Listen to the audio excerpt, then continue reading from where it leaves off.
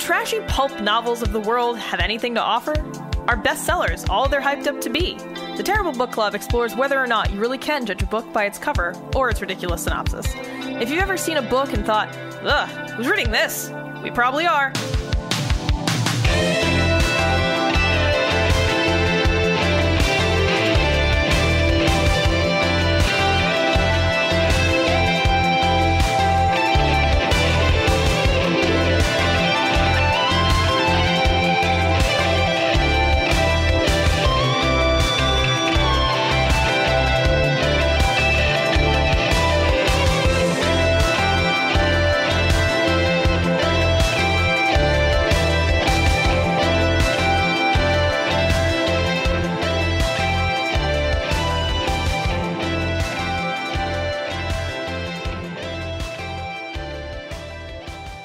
Hello and welcome to episode 92 of the Terrible Book Club. I'm Chris and this is Paris. Hello. This time we read Flashback by Dan Simmons at the request of our patron Jay. Jay said that it's my humble request that you guys suffer through Flashback by Dan Simmons. He was one of my favorites back in the day and wrote some really fantastic books, but going through his works I start to pick up on some increasingly troubling xenophobic right-wing sentiments in this dumpster fire of an alt-right circle jerk.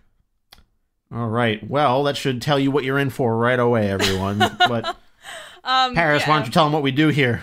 Yeah, just in case this is your first time tuning in, what we do here at the Terrible Book Club is we read books that we assume will be bad based on their cover, title, summary, or some combination of the three. And then sometimes, like today, we read a book that a patron has recommended. In general, though, we do the opposite of what most people do in a bookstore or if they're browsing through Amazon or some other online book retailer. And usually this experiment results in a disappointing read, but once in a while we end up liking the book. For content warnings today, there are a lot. It's a pile. Get ready, everyone. Yeah, this is like a toxic waste dump of content warnings, so... All right, we've got our usual barnyard language. You know, we swear, we speak casually. In addition to that, though, today we have age and gender dynamics that might be troubling, drug use, racism, and specifically the racism today, the race stuff is really bad. Just be warned, there is direct and frequent usage of the N-word and several other racial descriptors considered by most to be extremely offensive.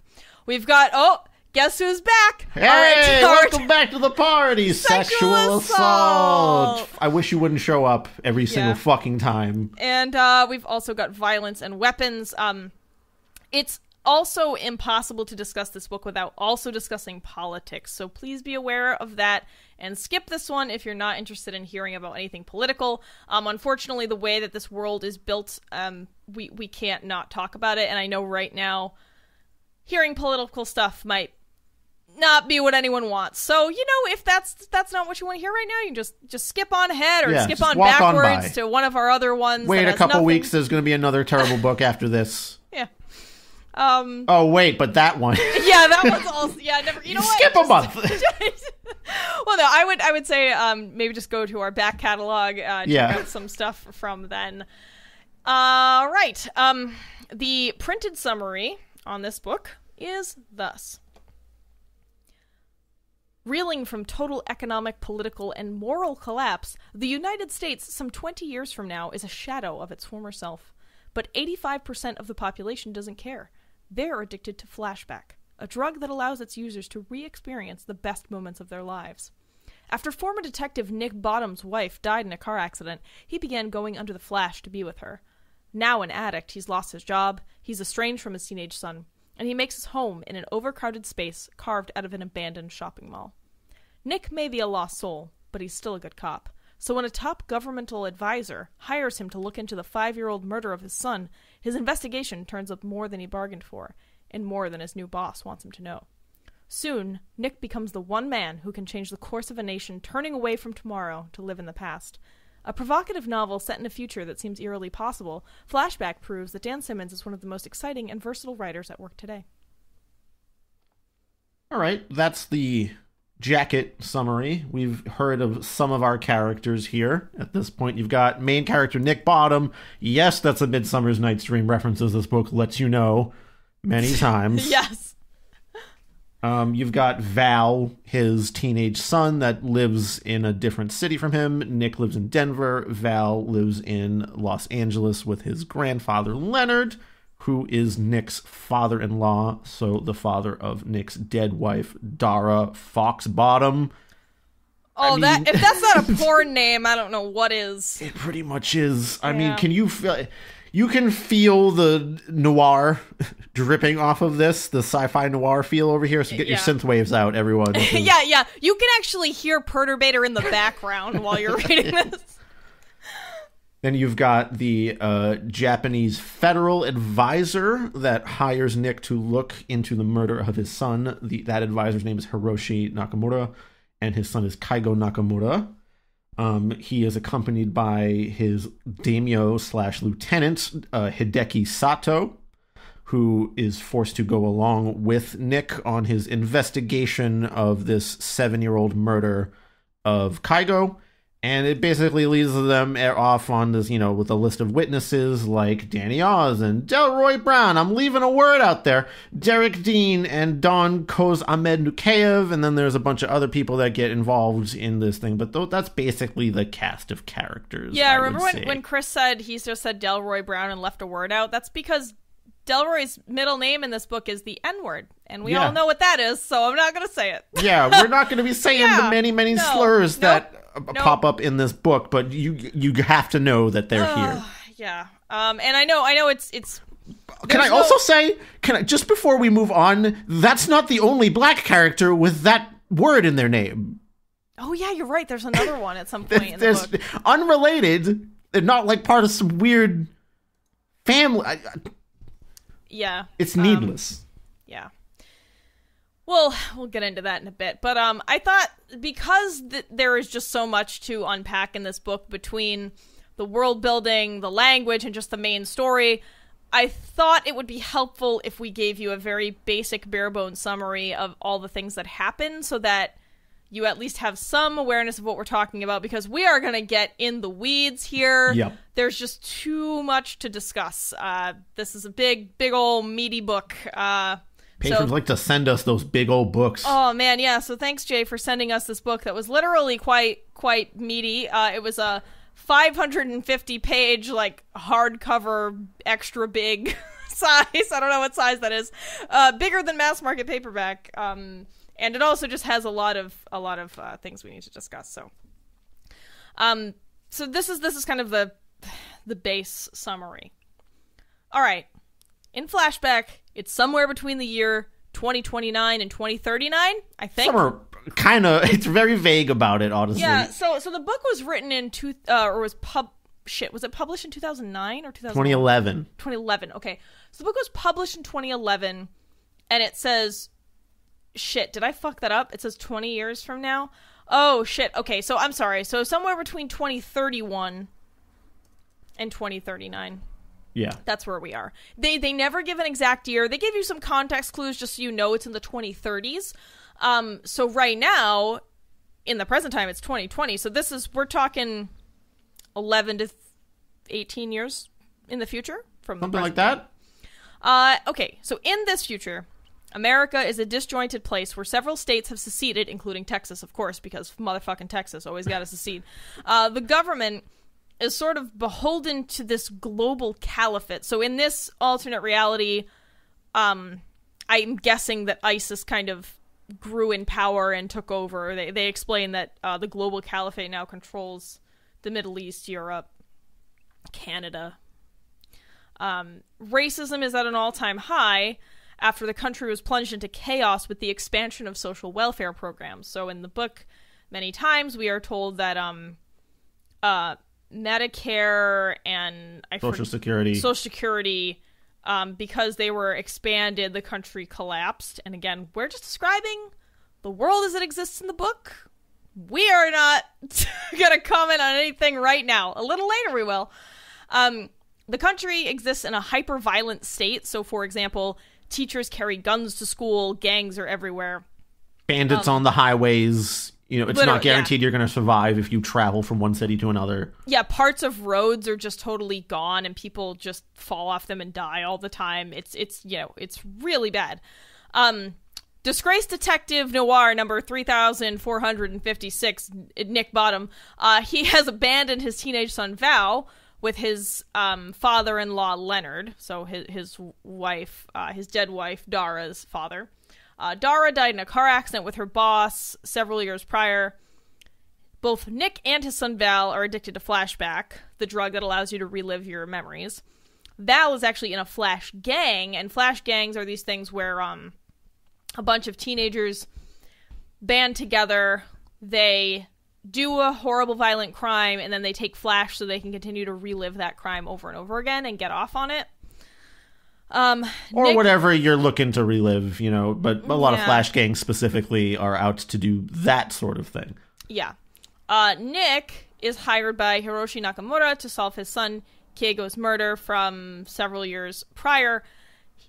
Nick previously worked on this case and could not solve it, and then his wife died and he left the force and kind of lost his shit.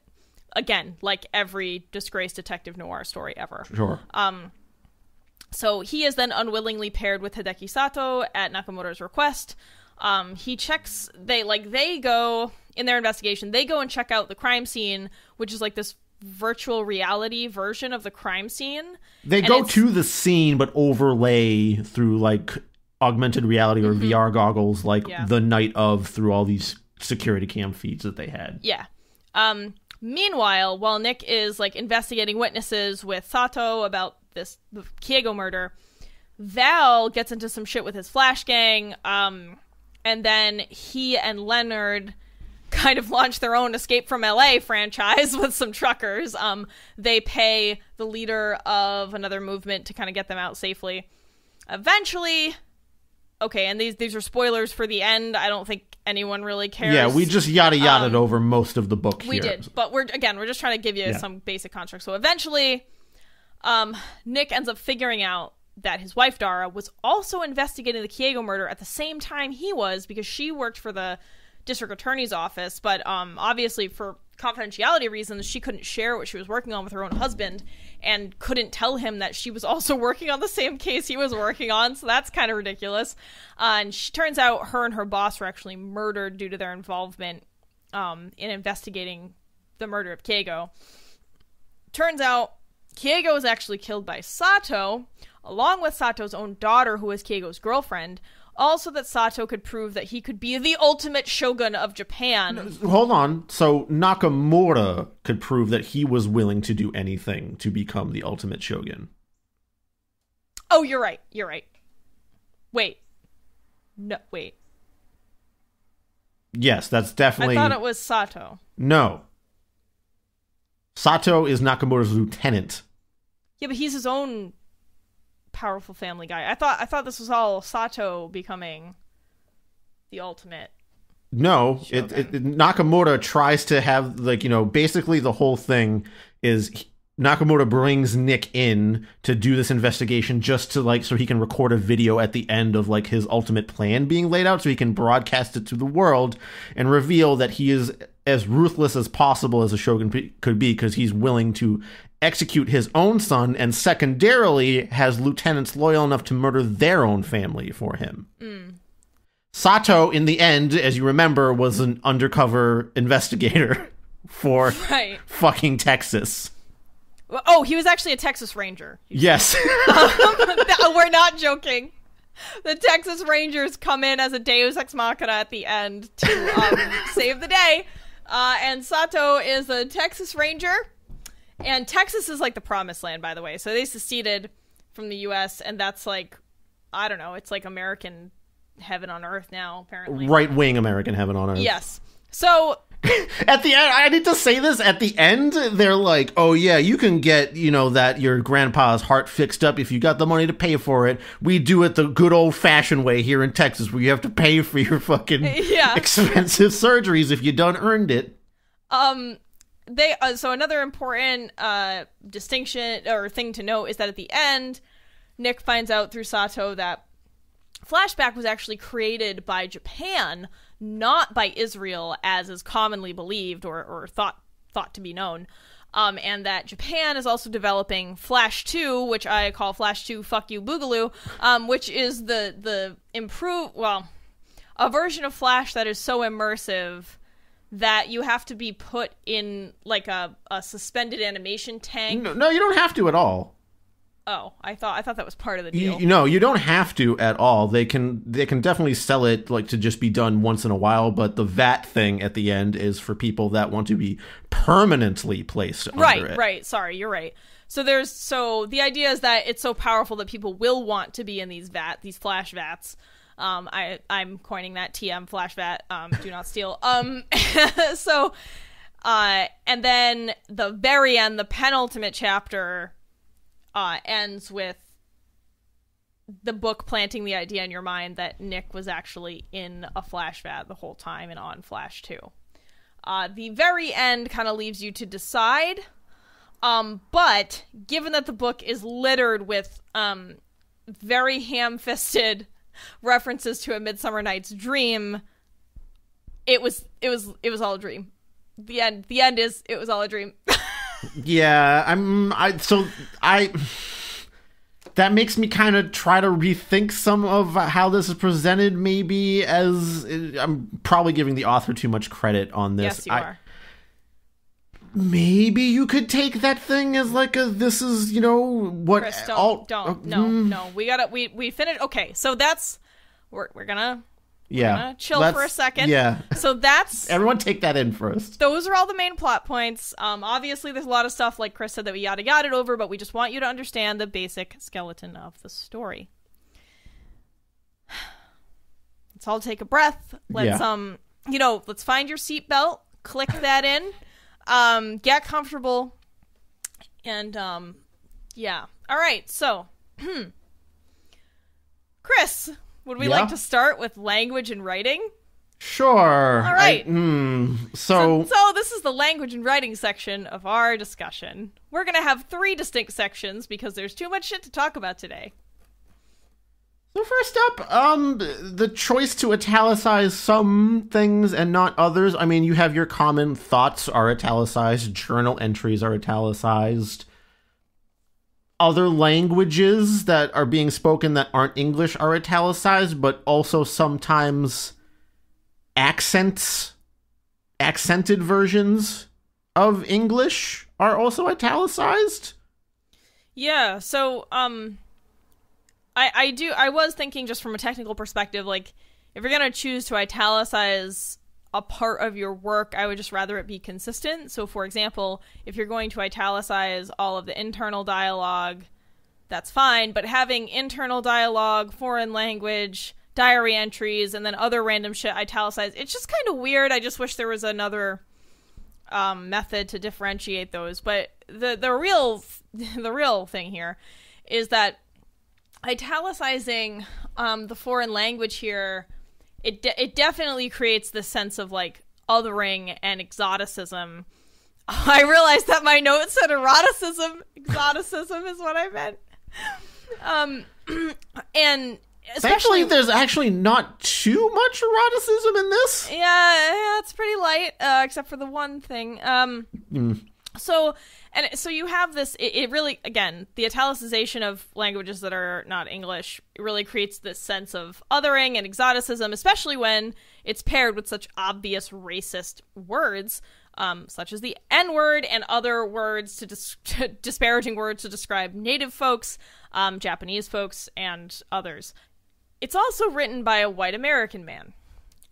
And in reading this, I was thinking, well, the italicized words and the racist, the very distinctly racist epithets certainly help define how racialized everything is to these characters. So I was trying to view it as, well, if this is in service to a story that will ultimately have a better message, maybe I just have to sit tight and just think about this as world building. But, you know, it obviously that's not what happens. There is no, at least for us, in our opinion, there is no greater message here because we don't agree with the extremely racist sentiments in the book. And the other technical problem I have with the italicization is that there isn't always translation or context to help you understand what's said. So I can rarely piece together what the Spanish, Russian, or Japanese in this book even means. And I wanted to suggest that for contrast, there's, full disclosure, a friend of mine wrote this short story that I'll provide a link to in the notes. It's called Outside the KFC by Claudia Ward de Leon. And this is a story that's written in English that uses italics for Spanish very well. As an English speaker myself, the context in the story helps you figure out what the words or phrases are, even if, say, you don't know exactly what kind of food something is. Reading it, you know it's a food word. Also, this piece by Ward de Leon was written by a bilingual writer and is ostensibly also about race in America, but it showcases the hardships of racism in a real and compassionate way that I feel is compelling and succeeds where, as Jay says, this alt-right circle jerk fails. So again, I'll put the link in the comments, but I just wanted to provide an example to illustrate my point that the italicization of foreign language isn't necessarily bad. Just the way that it's done in this book, in this context, doesn't work. And Chris, I know you had some things to say about the technical writing in Japanese. So I'm not a Japanese speaker or, reader or anything like that. But having read enough, manga in my time and getting a vague look at sometimes when Japanese is romanized into English lettering instead of kanji or hiragana or katakana or whatever is being written in actual Japanese. When I first saw some of the Japanese sentences written out in this book, the way they were written out was immediately very suspect to me. The thing that set me off the most at one point was, let me see if I could get this sentence up here. See, and this is so interesting to me because I have no familiarity with any Asian languages at all, and I wouldn't have noticed this stuff. So I mean, I have an extremely cursory passing. No, but it's great because you have just that, and even that's enough for you to smell bullshit. So it's just interesting to me, and it's like one of the things I really enjoy about doing the show with you and having another person who, even though we agree on all these really big points in the book, we have very different perspectives. So. Anyway. So the one that set it off for me was in one sentence where he says, Jiber to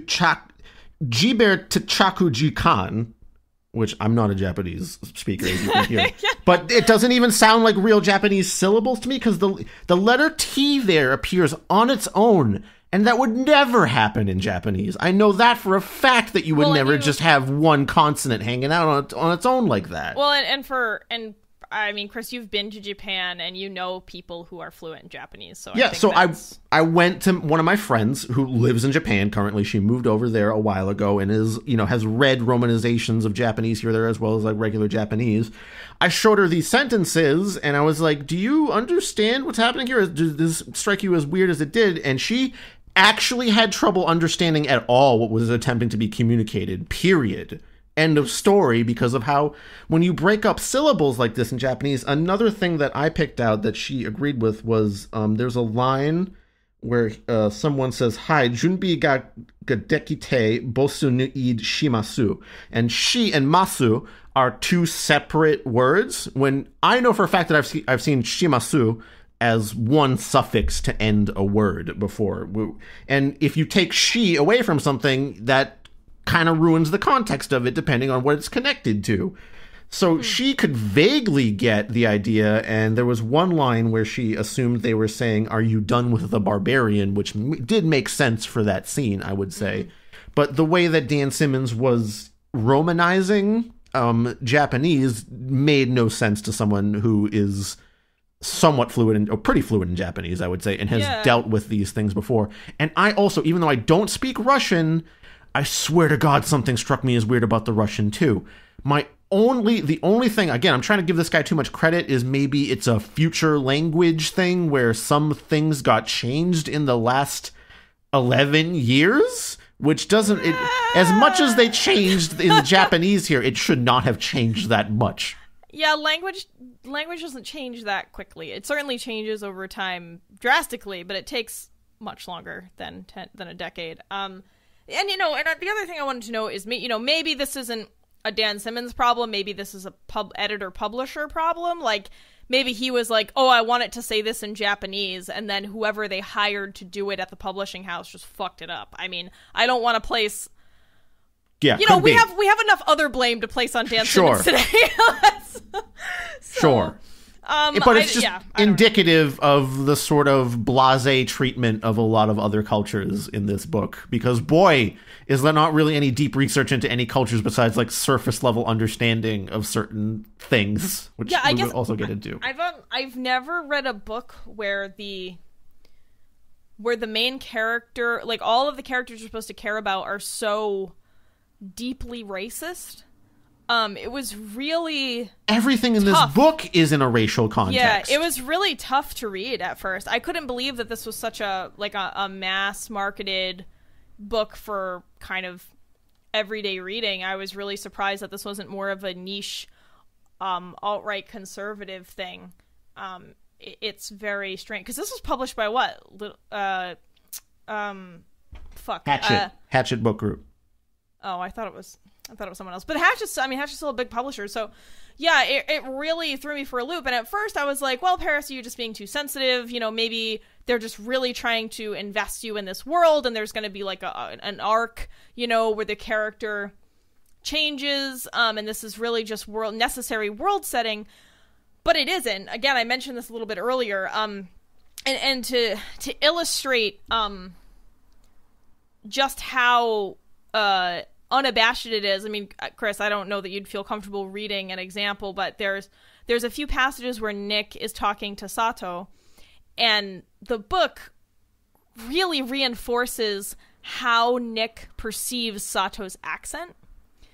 Yeah. So I don't know if I can find one off the spot, but toward the beginning, there's a lot. I definitely remember at least one where Sato is written as speaking perfect English, and I understand, you know, depending on how you want to do accents, you might not want to write in the specific accent you're doing all the time.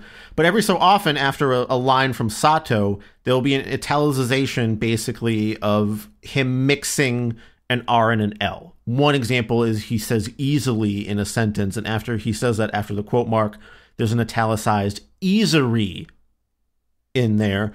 And this is driven home, like, at the start of the book especially. It happens more often. Towards the end, it stops happening, because I guess you're supposed to assume and just continue this accent in your head. Well, no, I think it stops because Nick slowly develops companionship with Sato and more respect for him.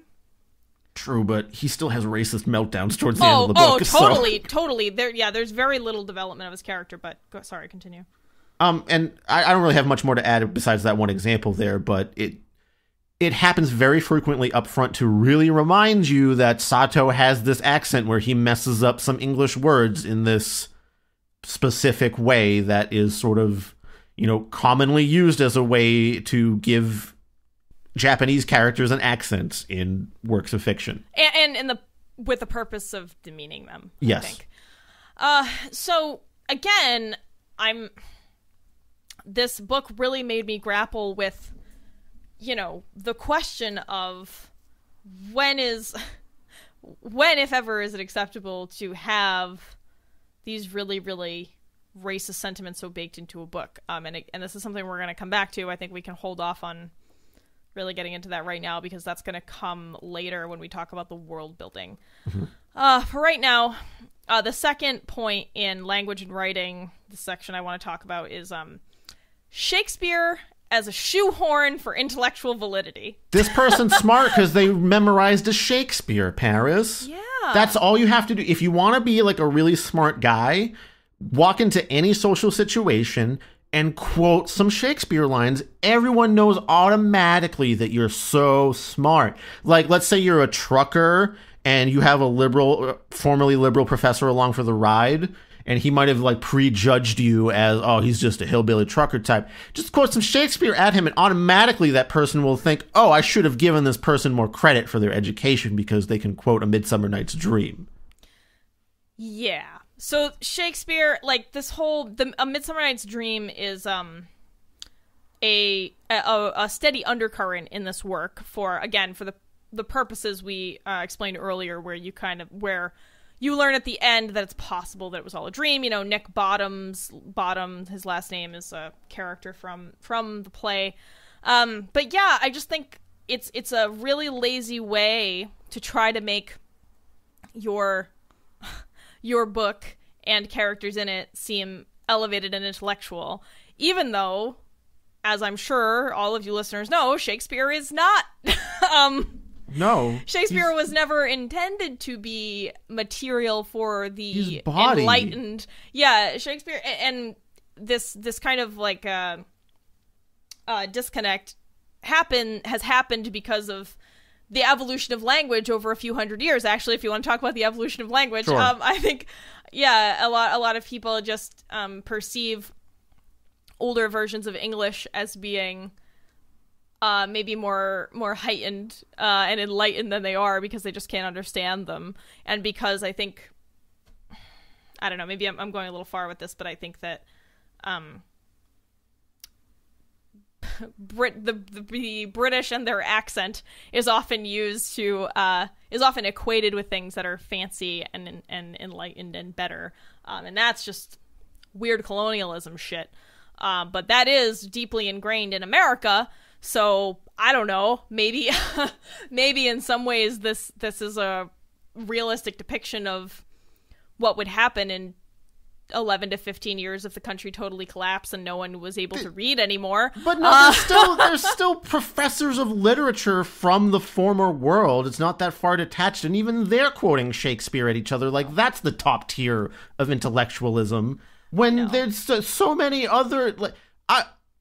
It's just basic white people shit. And if you want to actually seem smart, like, quote something relevant to the topic that is maybe something I haven't heard before, like a new idea, not just a couple lines from A Midsummer Night's Dream, which most people... I'm not saying, like, oh, most people know Shakespeare, therefore it's not smart. I'm just saying, like, someone actually intellectual that has done a lot of literary research or poetic research might be able to dig deeper than Shakespeare. Yeah, I think that's a great point. And again, the whole idea that just because you know of some piece of British literature, you can quote it by heart. Oh yeah, my god. I just that whole idea of like memorization of European lit means that you're intelligent is just such a broken idea. And it was just unfortunate to see it used again in a piece. Yeah, the last point I have is just for technical writing and storycraft. This is actually a good note. Yeah. So, while I don't like that a Japanese man's eyes are described as obsidian marbles on one of the first pages, there is actually some passable writing happening in this book. For example, around page 276, there's this kind of like a is it a diptych? If not a triptych, if it's two panels, comparing panels. It's a biptych, actually. A biptych. Yeah. So you have this comparison happening where on one page, Val is talking about wanting to be a trucker and how he's having this moment where he's like, wow, I can't believe I really want to be something. Like, I'm actually thinking of my life beyond the next few days. And Val's kind of having this revelation that he actually desires something and wants to live. You know, and he wants to be a trucker, and truckers in this world, like we were saying, you know, with highway bandits and the hyper-violence, truckers actually have to be, like, really crafty, and they have to know a lot about geography, and there's like this whole training program to become a trucker where you have to be an apprentice for a year, etc., etc. So Val is thinking about this, and then his passage ends, and you turn the page, and almost immediately we flip to Nick's perspective, and Nick is just independently, without knowing Val is having this daydream about being a trucker, Nick starts thinking in his head about how awful truckers are, and how he can't stand them, and blah, blah, blah. So I just thought that was actually good storycraft, and it was believable to have this father and son having these totally disparate ideas, and the presentation of that was actually good. Other things that I thought were good were, like, the use of radio as exposition, I thought was pretty good. classic video game shit, really. Yeah, I mean, but so often we read terrible books and they can't even do that. So maybe, you know, again, exactly. I was like, okay, the bar was met. As awful and stupid and racist as these characters are, I do actually think that their inner monologues are really realistic. Like, I believe how racist and fucked up these people are because the writing seems very real to me. And mostly that's with, like, Val and Leonard. I think Nick has a lot of, like, action hero stuff going on, which is not less believable. But even with Nick, like, the thing we were just talking about where he hyper-focuses on the mispronunciation of certain syllables or letters when a Japanese man is talking. I mean, to me, that's... I feel like I'm paying for my past complaints. I'm getting what I wished for, because remember a couple of episodes ago when I was like, you know, this is such a what did I say? I said, I'm sure you can find the audio and insert it here. I said something about short. I know. I said something about, you know, this is such a lazy, shallow depiction of a villain. Like, I want to be in that villain's mind, and now I'm paying for that in this book. Sure. Where I actually think that, again, it's believable, and especially in the world in which we now live in 2020, in August of 2020 when we're recording this, we're learning every day that people like this exist now. And so reading this right now is maybe a little more poignant than it would have been when it came out in 2011. Oh, yeah. Oh, boy. Yeah, reading this has been kind of difficult, to be fair. I was having a really hard time with it when I first started reading it. After like 150 pages or so, I got into my TBC bad book groove, but it was hard. It was hard to sit there and read these epithets. And again, it's like God, I don't think it's right to say them, so I won't. But I'm sure you can guess what we're talking about. It's just so blatant. And to also to see all this and feel like it's actually quite real. It's just, I feel like it's such a shame that some okay writing was wasted on this alt-right doomsday fairy tale that we're presented with. So I guess I understand where Jay is coming from, our patron who requested we read this, because he said that he had read other books by Dan Simmons and that they were really good. So clearly this author is capable of crafting something of value, but here, I don't know if these are ideas he always held or if he became extremely conservative and racist over time. I don't know. But yeah, it's a shame, because I actually think that the storycraft is all right, and the basic mystery is actually fun for like a sci-fi noir thriller thing. Yeah, anyway. So I had a lot to say about this point myself, actually, because for such a long time as I was reading this book, I had a similar experience as you had maybe in the start, where I thought maybe this is some kind of parable about how this extremely racialized thinking can lead to, you know, destructive impulses and ruin society, yada, yada, yada. And I think maybe because I wanted to give it credit for being a decently well-written, or even above average, maybe, I would say, in terms of its mystery craft and how, well, maybe not that, because... I wouldn't say above, but it was fine. It was fine. It was like, on a scale of 1 to 10, it was, I don't know, a 6.5? Yeah, I mean, a lot of the big reveals are just some villains smoking a cigar and going like, well, did you think of this, Mr. Bottom? Like, but it was super entertaining and trying to think of... if you've seen the new Judge Dredd, sure, that's a great, I think, comparison of how maybe it's not the most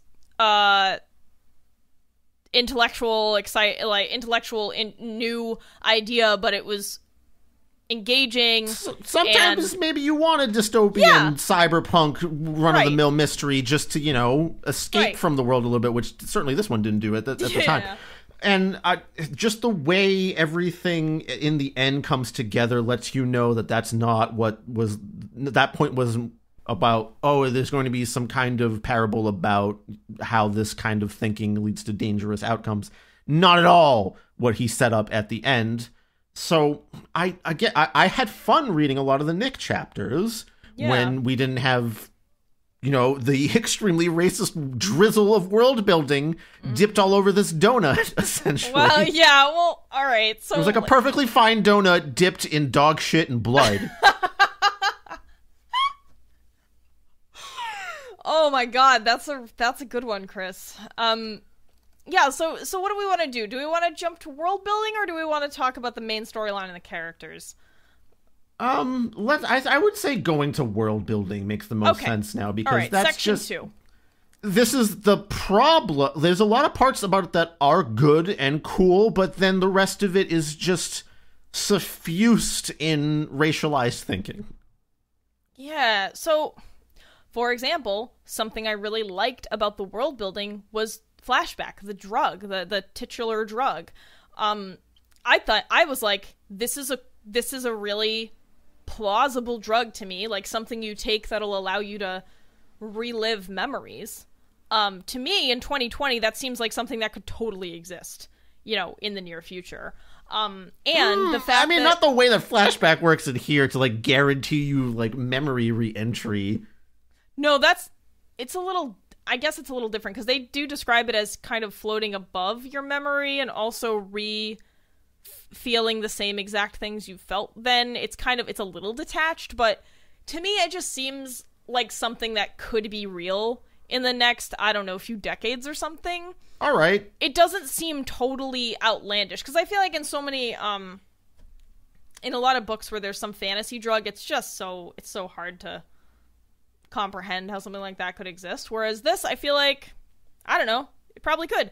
It's cheap, and also the whole idea that 85% of the population is addicted to it makes a ton of sense, because the country is so fucked, right? Yeah, it's a fantastic storytelling device, actually. Yeah, I was like, this is really cool. I was like, okay, I'm into this part of it.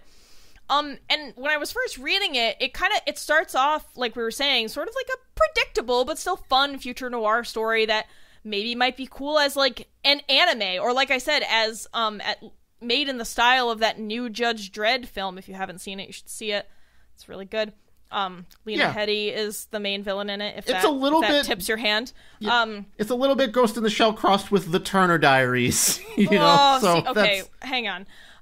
But then they introduced the main character's estranged son, and suddenly I've had to read a graphic rape scene by page 24. Yeah. And that's when I actually had to put the book down, and I texted my boyfriend, and I was like, hey, I just had to read this. I need to talk to somebody about it real quick. Because I didn't want to talk to Chris, because Chris didn't have the book yet. So I was like, fuck, I'm so tired. Yeah, don't want to spoil that for me. Well, it's just, we try not to talk about the books before we sit down to record, so I try to do my best not to do that. So anyway, I was just like, hey, I'm just so, I don't know. I'm a little burnt out on reading sexual assault in books right now. I think we both are. And again, this is another part where I was like, oh God, I'm totally paying for my request to be inside of a villain's mind, right? Like, this is another section where I was like, fuck, this is kind of what I asked for. So I had to sit there and think about it, and I did come to the conclusion that, like I said a few minutes ago, this book does do a good job of constructing these character portraits and this awful dystopian version of America, even if I don't agree with it. But again, one step further, when I'm faced with media like this, when we're talking hyper-violent, sexual assault, racist, awful, kind of almost anti-human thinking, I always think, who does this serve, and did it need to be written? And that's a question I'm going to leave for the end when we talk about if we can fix it. But that's kind of what I kept coming back to with this book whenever I stopped to think about it. So again, that's something we're going to come back to later, but I urge you to think about those two questions whenever you're confronted with something similar. And other things about this world, I was like, oh, there's a woman president. And of course, Chris made a note that was like, yeah, who we never see. And this whole book fails Bechdel test in such a massive fashion. Oh yeah, women are just pawns in this book. They exist only to be things. The most fleshed out, men. Yeah, the most fleshed out one is maybe Nick's ex-partner. Oh, Sexy Lincoln. Yeah. Sexy President Lincoln? Yeah. You know what? Well, you know what? Let's just get that out of the way because this is just a random note. But we're basically going to be rapid firing a lot of little tidbits about the world at this point. Yeah, so possibly one of the worst descriptions of an attractive woman. God, I'm sorry, I can't find it in the notes right now. I'm having a hard time finding it. Where did that go? Oh, so possibly one of the weirdest descriptions of a woman of color I've ever read was on page 218 in this book. Chris, I don't know if you can scramble to find that while I explain a little bit. Sure. So there's this idea. So Nick is thinking about contacting his old partner, who is this woman, and he's in his internal dialogue. He's thinking like, well, she isn't what I'd really consider attractive, but she kind of reminds me of President Lincoln, so I want to fuck her. And the way, of course, he describes her, I don't know, as like mocha or coffee colored, as all shitty writers do when they're talking about a person of color.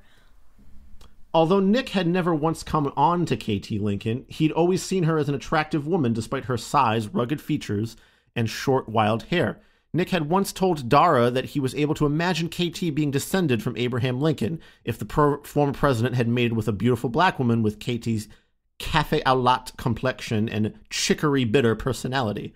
Like President Lincoln, despite the inevitable rumors by second-rate history writers desperately seeking a new angle on the most written about president in the U.S. history, KT Lincoln preferred women in matters of romance. So even right there was a little bit of like this, like, oh, you liberal writers in the current era writing about Abraham Lincoln possibly not being straight all the way. Like that needless shit right there. And also, is that even a thing? Is there like a queer Lincoln contingent? Like, does that exist? Hell yeah. Really? Hell yeah. Oh, okay. Well, I didn't know that. For sure. Chris, wait. Okay, somebody needs to point me in the direction of queer Lincoln lit when at the end of this episode. Ask the Antiques Freaks. Yeah, but describing her as having cafe au lait skin and... Well, that's how you say that. Yes, and chicory. Oh, God, it's just... Hey, did you know she's brown? Yeah, we know. Thanks. You could have done a better job of describing it. Sorry, God, that passage made me laugh so hard. Yeah, he's like, she's really attractive in a Lincoln-y way, and her name is Lincoln, too, so... Yeah. Maybe he just, because of the last name, that's who he can't think of anyone. I think so. I mean, I don't know.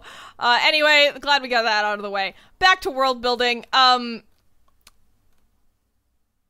Right, so we were talking about, so let's get a little more in detail about the world building. So we described it as, hyper-violent, very divided, like, so divided that there's different, I hate to even say this, but different races run different parts of LA.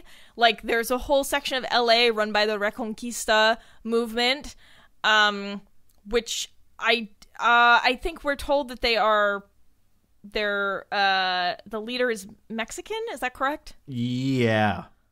Yes. And the leader of the Reconquista is actually friends with Leonard, but Leonard doesn't know he's the leader of the Reconquista until right before the Reconquista is going to try to take LA.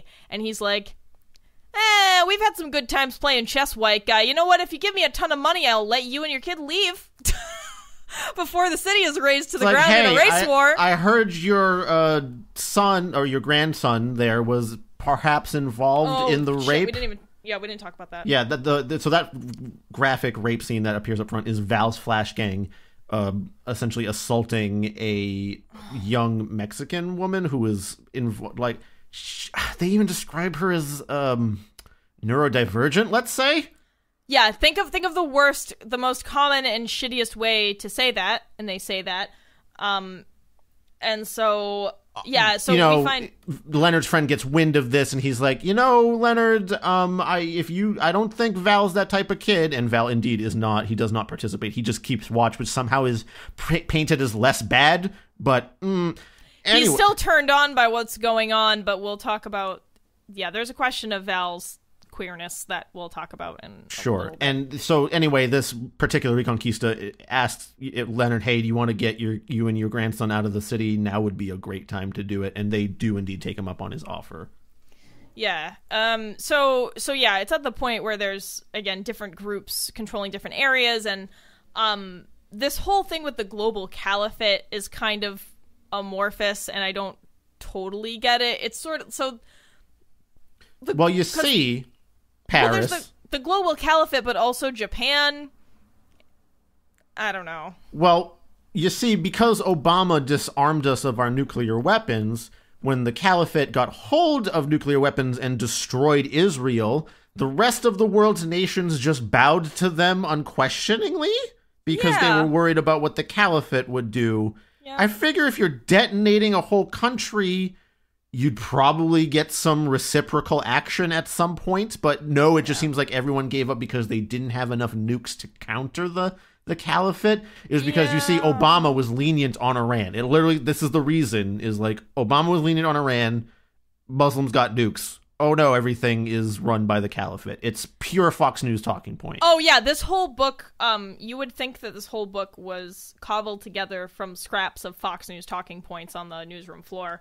Like someone just emptied a Fox News waste bin and just started taping shit together. That's what the whole world it's building pure is. Fear porn about, thanks Obama, you bankrupted the economy by allowing people to have Medicare and Social Security. With a complete misunderstanding of how Social Security is funded, it's like, oh, they bankrupted all the tax things, all the revenue because we were giving out too much in Social Security, when Social Security is funded solely by the payroll tax on Social Security. It is completely separate from all other taxes. Yeah, I know. And this is like a bizarre thing about this book is there's all these, I actually forgot about this note, but it's relevant to world building, but the author actually takes care to note actual historical events, in the book, and I appreciated that, even if he used them in a way that I didn't agree with.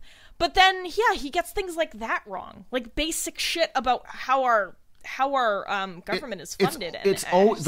The root is always liberals so soft they let everything get out of hand, and they didn't properly punish or put down people that stood up against America who used to be strong and now are not because thanks Obama. Yeah, I mean, he does actually talk about how the election in what does he say? Chris, I actually have a note if you could read it. It's page 380. He's like, it all, like, we were like on the fence in 2008. 2012 pushed us over, and then I forget, something like that. But there's I made a note that it's on 380. I can't say I do remember, Julio, said Leonard. The election year of 2008, we were almost there. The election year of 2012, we were there. And in 2016, we were beyond the tipping point and have never gone back, said Julio as the truck growled in its lowest gear to reach the summit of the pass. He's talking about like an extra Democratic senator being elected president. And boy, oh boy, were you a little bit right in some ways, Stan. It's hilarious how there's like mass unemployment issues and like, mass gatherings aren't a thing anymore because Democrats, when in reality, you got your mega Republican in power, and look what happens. Yeah, so it's been really interesting to read this book published in 2011 in 2020. It's so on the nose about certain things that we're living through right now, but it comes from the complete. It's like nothing about how this happens was correct in this book, but he got the things that did happen correct. Yeah, like there's a point where he's like, yeah, now most of the country's illiterate, and I was like, I don't know, if we stick with this trajectory in 15 years, yeah, that might be true. There's even like lines about, all the global warming people were wrong, and now they're ashamed and embarrassed and rendered into the trash pit of history. Yes, there is literally a line that explains global warming isn't real because it still snows, which is another like basic misunderstanding about climate change that is parroted by the extreme right. I mean, it's just absurd. Wind turbines are like, left unused because I don't know, because wind turbines killed so many birds they had to shut them off or something.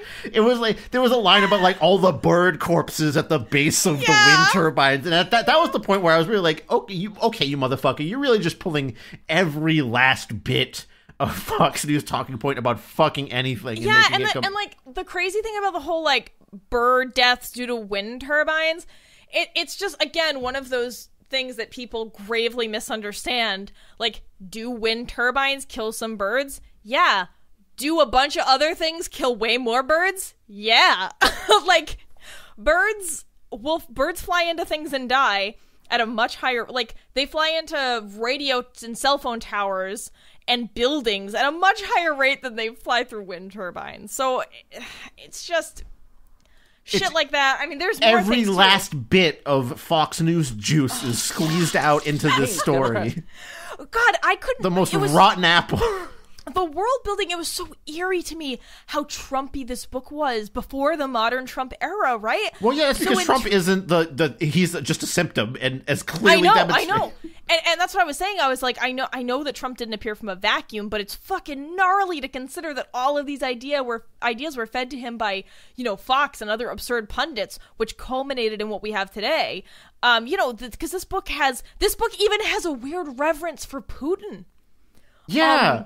It has, he's a tough guy on a t-shirt. Yeah, that fucking blew my mind.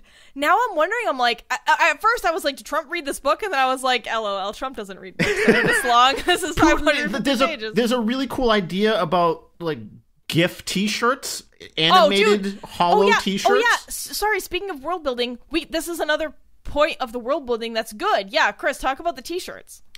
You can buy t-shirts with moving images on them, even with AIs embedded in them that will speak and respond to you. So the leader of Val's Flash Gang is out at the market one day, and he buys a Putin t-shirt with a real talking Putin action on the t-shirt. Just rub his belly. Yeah. No. And he'll cuss you out and stuff, and he's shirtless, and he's like they even make it a point to say, oh, he's a real strong man on the shirt. Yeah, it's nuts. I mean, so that blew my mind, this whole like jerking off to Putin thing being in this book. But yeah, I actually thought the idea of the AI shirts was really cool. Like, there's another one that's supposed to be over the top of Jeffrey Dahmer fucking a skull, and then he turns to ask you, hey, you want to join in? And that had me on this road of like, imagine the death metal band t-shirts if you could have moving GIFs and AIs on death metal band shirts. Oh man, they would go way more over the top than some Dahmer stuff. But then so there's like another good thing outweighed by really awful thing. So for example, when the kids are at this open air market buying the t-shirts and looking at guns, you learn that 9/11 is now a holiday, but not the way you think. Chris, do you want to describe the 9/11 holiday? Well, you see, because the caliphate has taken over most of culture, it is sort of the hegemonic force on Earth at this point. 9/11 Day is a holy day of celebration because look what happens when you let the Islam take over everyone. All of a sudden, we're celebrating America's darkest day. So again, it's like all these white suburbanite fears. I should take suburbanite out of there. It's all these white male fears of no longer being relevant exploded to 11 and shoved in your faces. Oh no, America isn't relevant anymore. What a tragedy. You forgot about 9/11 Day, about how many Muslims celebrate 9/11 Day by blowing themselves up. There's a lot of suicide bombings on 9/11 Day. Yeah. I mean, there's suicide bombings all over the place, which is why you can't have gatherings anymore in this world. It's not a plague this time. It's so many suicide bombers willing to just strap themselves up and blow a bunch of people up, which, again, is just a bigoted look and a shallow understanding of why people were doing this in the first place. It's not like the ISIS had an unlimited supply of these. It's not like Al-Qaeda had an unlimited supply of these people. You have to take particularly radicalized and hopeless people to be able to do that. And I suppose that's the case in a world like this. But if the caliphate is the global power, why would those people be hopeless enough to do this? Yeah, that's a great question. Yeah, and so basically it's like America's on the verge of being taken over by either the caliphate, Japan, or Mexico. I think that's kind of we're at that. Generally, anyone with a big enough army is about to maybe encroach on whatever they can take from the former United States. Right, and the Mexican contingent, like the Reconquista, is portrayed as too disorganized to actually get anything done, which is in itself, I don't even want to. Japan is seen as very strong. And because of their Bushido code. Yes, because they have ninjas. You like see, literally this is some Steven Seagal fucking shallow white dude understanding again. Yeah, and I don't really know much about Japan or its history, but even I was wondering, is this really how it worked? Is this right? Because I didn't understand, and I wasn't sure I could trust the descriptions in the book. There's like hilariously, there's this very liberal idea in the book of safe injection sites for Flash though, because there are these places called Flash caves where you can pay to go and use Flash and have your stuff guarded. And I was like, am I seeing safe injection sites in a conservative book? Sure, but they're still regarded as places degenerates. I know. But I was just noticing some things. There's the Naropa Institute, which is where a bunch of rich people use Flash to try to relive their lives to achieve nirvana, which is kind of sold as it's almost like almost Scientology-ish. Sure. In that it's revealed in the text to be bullshit, probably costs millions of dollars, etc. Yeah, I don't know. There's also lines about, like, vandalism being the downfall of society, which, in recent times, we've had a lot of talks about vandalism recently and how maybe it's not the downfall of society. Yeah. There's also this they who have destroyed everything, and you have Leonard bitching about liberals, but they never really define it. Then there are these right-wing radio screeds that kind of sum up a lot of it, starting on page 318. I don't know if you want to read any of it, but I think it might be helpful if you feel like it. Sure. While I'm looking at that, can I just say how I hate Leonard as a character so much? Just because every chapter you read by him is this liberal professor learned his lesson because he was too soft thinking, and now he's changed his mind because everything went to shit. You see, you darn thinking types. I'm putting on too much of an affect there, but like really, it just feels like Leonard is the put upon liberal professor who had to learn the hard way about what's really right in this world. Yeah, and there's even like at the end, they're like, well, Leonard has this condition, but it's going to take 3 years for him to get a transplant, and he'll be dead from a year from now because, the commie healthcare that we have, it doesn't actually work because you have to wait years to see a doctor. But here in Texas, where you pay for your heart surgery, boy, do we really keep the rabble out that way? I mean, I'm not going to say that a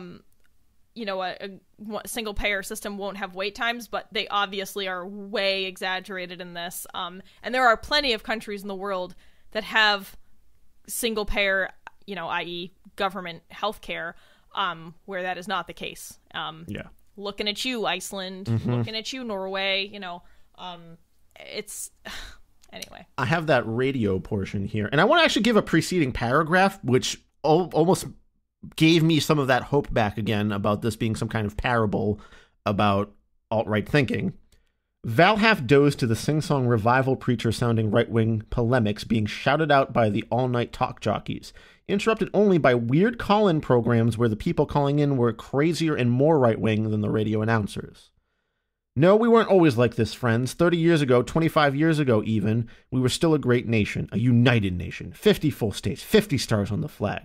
We chose decline, my friends. We chose national bankruptcy and the bankruptcy of 47 states to keep the government's entitlement programs going. 73% of the population pays no taxes at all, my friends, but still expects cradle-to-grave health care. Cradle-to-grave guaranteed employment with a minimum wage of $480 an hour, 30-hour work weeks. When anyone chooses to work in this great lost, botched, ruined nation of ours, and retirement age at 58 with full Social Security benefits, even though there are now 18 non-working retirees in this country, including the 11 million illegal immigrants who've just received the most recent amnesty and citizenship. Yes, 18 non-working retirees for every working American in this country that's forgotten what hard work really is. The voices droned on. Val half slept. Hang on. Oh God, can you break down each of those points for me?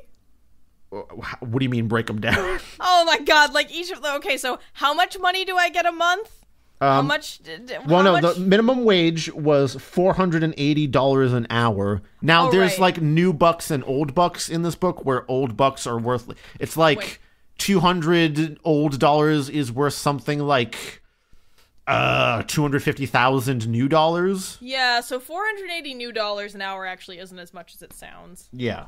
But anyway. And oh my God, 30-hour work weeks, and but they lowered Social Security age. Oh my God. And sure, yeah, you want to have some lines for certain programs to stay solvent, but Social Security is doing all right now. And all this thing about how dare they, protest for more rights or try to get, better working conditions or something like that. It led to our downfall because people weren't willing to work themselves to the bone enough, which is the major problem with our current setup with everything, is people are working at near max productivity for the same number that they were getting 20 years ago. The wages should have gone up much higher by now. Oh, yeah, I mean, right now in America, yeah, we're fucked. And also, I just think that it's really easy for people now to forget about labor struggles of the past, when we had to fight for children not to be employed, when we had to fight for, 40-hour work weeks, for 6-day weeks even, not even 5. Yeah, there's the hard work that was put in for us as a better society. And I mean, I know that there are nuanced points to all of this that we don't have the time to get into now, but in general, I think it's really easy for people now to forget all that stuff and to think that wanting more protections and more rights somehow makes you soft, when in reality, that's not how it works. And I know it's easy to think that way, because when I was a teenager, I thought that stuff.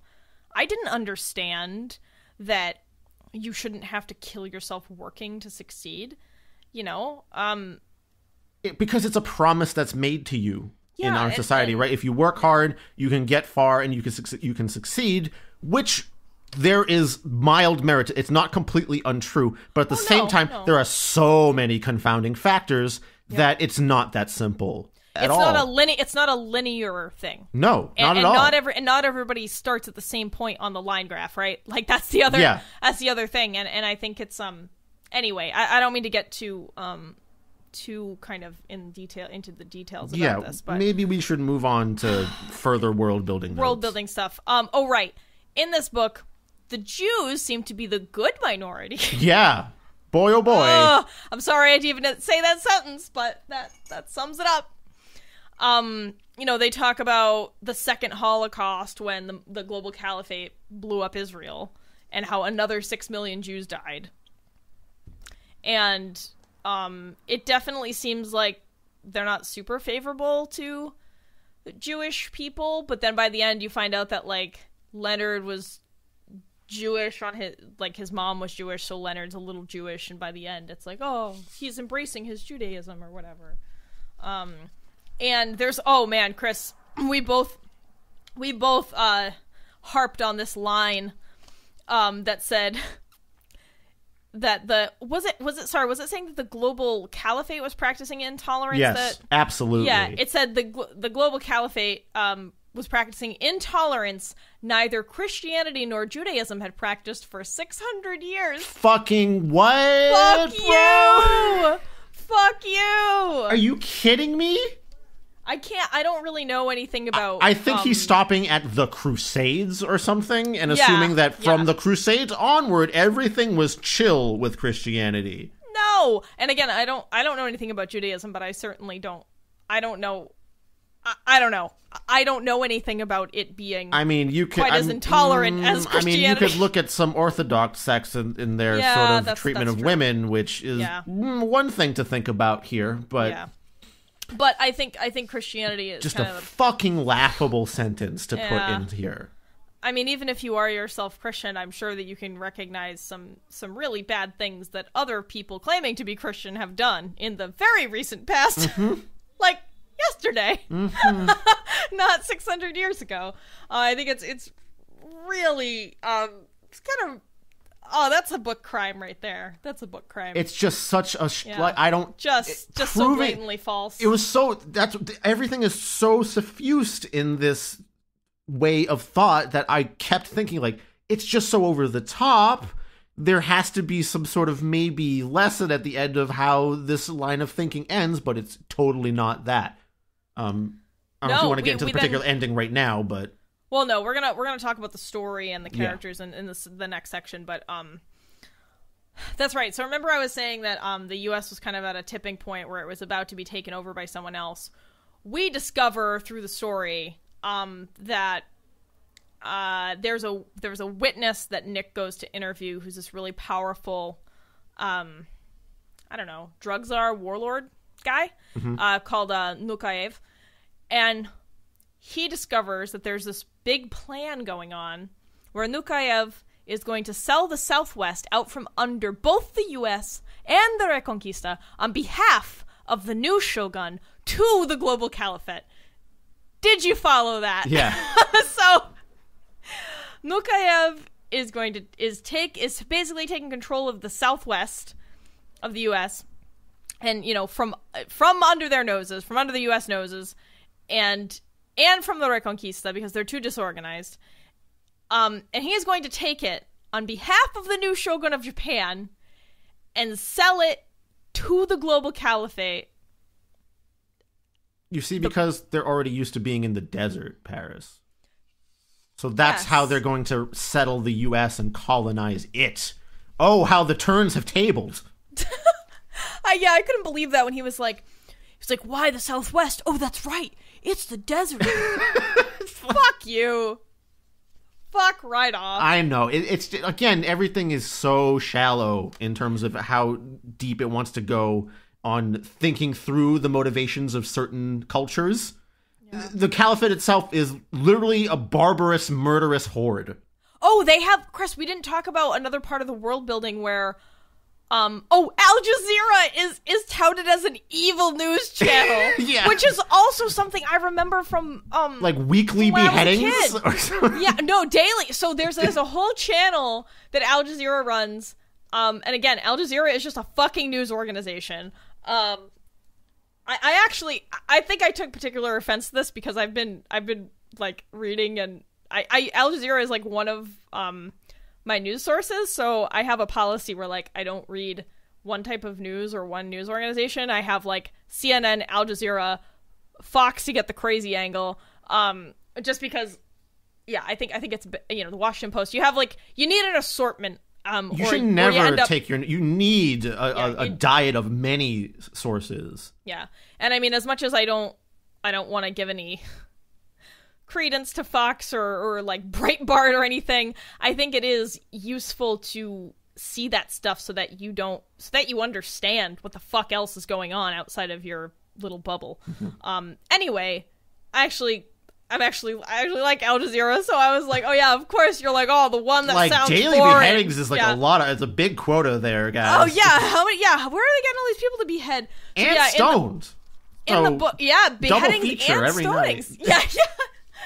So Al Jazeera apparently runs continuous beheadings and stonings on TV, and it's like a form of entertainment, and Nick even admits that he watches it sometimes. So it's again presented as this barbarous honor killing thing. So remember that little tidbit for later, y'all. Remember that. Remember the barbarous killings.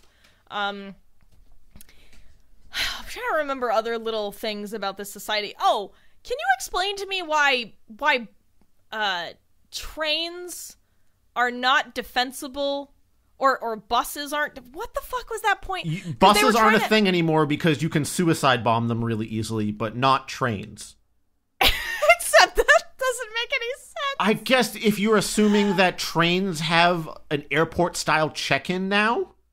Well, we're talking about in service to world building. I remembered something about the transportation that the book was talking about. And yeah, there's something about how buses are no longer a thing. It's only like personal vehicles and trains. And flights, very, very, very expensive flights. Yeah, flights are only for the ultra-rich or government. Yeah, I just didn't understand why trains were defensible, but buses weren't.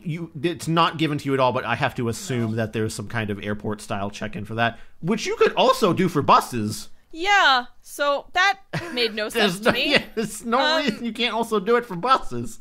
Yeah, and like there was some other point too about about something that was was it something travel related? Now I don't remember. Let me see if it's in my notes. Maybe like the ATVs, like the tanks that they have to travel across the Southwest U.S. in. Was it something about those things? No, shit. I'm sorry. You can cut this because I don't remember what I was gonna say. But yeah, I'm trying to remember some other world building stuff. How about the extremely lazy way to name future versions of things? For example, the expanded version of Medicare is Medicare 2, which I have dubbed Medicarer, you see. Medicarer. Much like the upgrade to Flashback, the drug is just Flashback 2. And then perhaps the most creative one was Coke has turned into Ultra Coke. Which is just... I'm fine with Ultra Coke, honestly. At least there was some effort put into that. It's not just Coke 2, which I was half expecting at that point. It's just really laser names for future shit. Oh, what's the next video game's gonna be? Oh, it's Video Games 2. I don't know. I actually did think that the way that he... there are some exchanges that Val has with his gang friends, and some of the slang that is created, I think, is actually fine. The slang is fine. Believable to me. Yeah, so that was another point that was good. There's a lot of chill sweets and cool shit, which, alright, fine. Yeah, that worked for me. It's really just the specific names of things just being given a 2 at the end. I'm surprised it wasn't the United States 2. America. America. We're Americast. That's what they're trying to make at the end here. Alright, so those are all things about this world. This is the world we're in for this book. Now, we're gonna end with talking about the main storyline and the characters. So, I know we gave you a brief overview at the beginning. So now we're gonna get kind of into the details of the story, and the characters. So first, I think we're going to talk about Nick. So Nick Bottom, our disgraced detective dad, number 5,468 or whatever. He was 3,456, Paris, please. Oh, sorry, excuse me. And the thing that I didn't understand about this book is it felt like it was trying to make Nick cool, and we were supposed to like him, but his one-liners are super lame, and he's also a jerk. Like, he doesn't... It's not the kind of, disgraced noir detective where he's maybe a little jerky but has redeeming qualities, like... Or he's Nick doesn't have any redeeming qualities. Or he's only an asshole to people who deserve it. The first witness he interviews, Danny Oz, a poet, mentions that he saw Nick's wife around the party where Kago was murdered, and Nick pulls a gun on him and demands more answers right there when he wasn't necessarily resisting telling him about it. This witness is making me think of my dead wife. I should shoot him. Is kind of how that passage read. And that was what immediately made me think, like, wow, why are we supposed to like this guy? I didn't understand that. I mean, there were other instances of him being a jerk. I mean, the way that he thinks of Sato throughout most of the book until Sato saves his ass. He has a racist meltdown at the end where he's like, I don't care who takes over America. If it's those people, or those people, or those people. And they're all slurs that he uses in his particular like internal monologue there. And even that could have been some kind of moment of realization for him where he realizes, oh, what does it matter who's in control of these states as long as it's safe and I can do what I want? Which in Nick's case is to go into a flash cave and live, with his wife and his memories forever. But it's not even wrapped up in that way. It's just he's upset that everything has gone to shit because everyone got too soft. Yeah, and he just, like I said, he has these really lame one-liners, which unfortunately I didn't take note of, but I don't think... Oh, there's one where... I don't know. I can't even remember the context, but I'm the trophy is something that he thinks at one point. He was in a room that looked like it had a bunch of glass cases that could have held trophies, and he was like, oh, I'm the one that's captive. I am the trophy. Just really stupid. But sorry, yeah, I didn't take notes on specific bad insults. He, just the way that he talks about things, he even when he's in the car driving with GPS and he's mad that the navigation system isn't working well, he calls it mildly R-word. And just what, like, how are you supposed to relate to someone like that? There are other things. I'm trying to think of what else about Nick, but yeah, he's really just not a very interesting character. He's like every other, like I said, detective noir guy. He does. Oh no, my wife died. I'm gonna get real drunk and use this drug and have to quit my job or get fired and give up on my kid and blah blah. It's like every story ever. He does have his redemption arc of getting off the Flash, which only happens because he's so busy for 9 days. Yeah, that just kind of happens without any real effort on his part. So there's not even there's not even a real struggle. If he's so heavily addicted, he suffers no withdrawals. Yeah, it's like if there were no which makes you wonder why are so many people addicted to it if you can just quit it. I mean, obviously, it's in the same way that people can get addicted to pornography, right? Where it's just something that they do that feels good, and it kind of takes over their life without them realizing. But at the same time, the reason it struck me as odd is because he doesn't have much struggle. He wants to go back under the drug many times at the start, and then he just kind of gets too busy and forgets that he's into it. Yeah. He doesn't even really have... His turning point isn't even that notable. I can't even tell you what it was besides...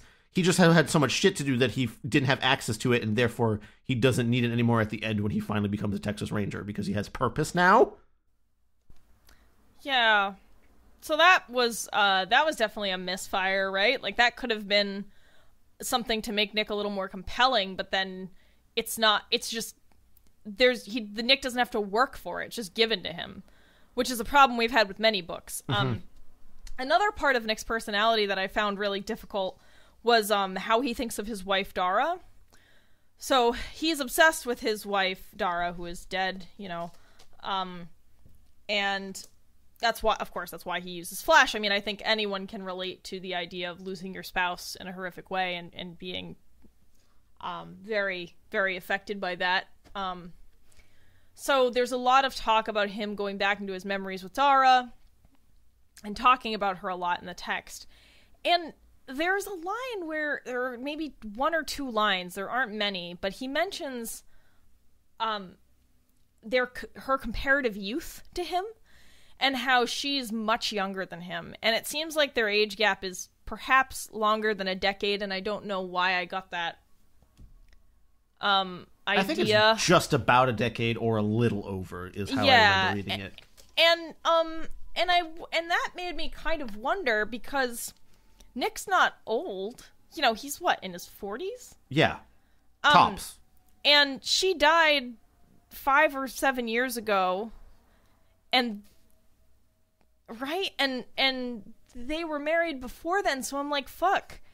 That's actually kind of creepy to think about. Yeah, because Val would have to have been 10 or so, which honestly probably means that Nick was 30, dating a 20-year-old, possibly a 19-year-old. Yeah, it's a little weird, but whatever. I guess whatever. People, people are adults.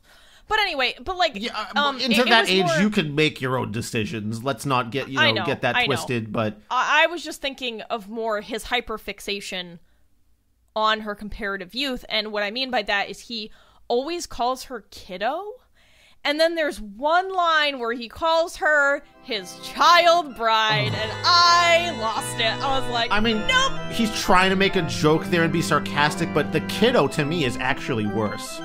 He wasn't making a joke with the child bride thing.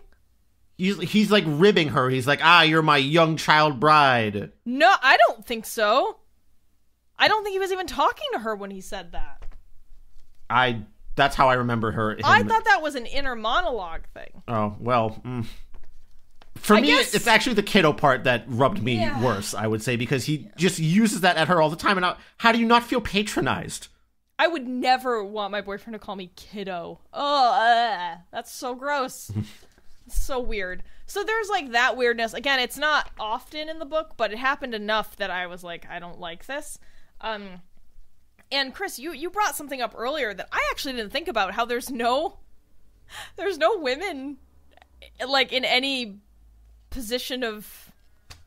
There's never two women talking to each other. No, ever. And like KT Lincoln only exists to help Nick. Yeah, he's just a tool for him to get a nice car or a ride out or some info every once in a while. Yeah, and then Dara, of course, is a memory now, and all he does is, think about her as his wife that he liked to have sex with a whole lot.